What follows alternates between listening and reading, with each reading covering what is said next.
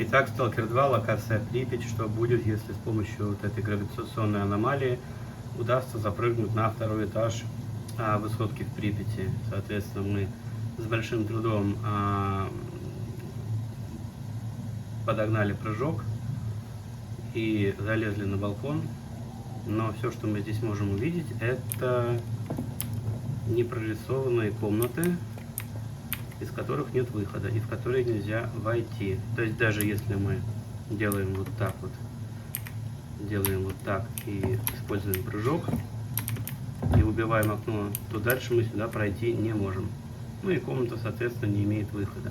То же самое со второй комнатой, которая расположена здесь. Да, мы можем выбить стекло, но мы не можем пройти далее, даже с помощью прыжка. Все, что остается, это прыгать назад с балкона второго этажа на землю.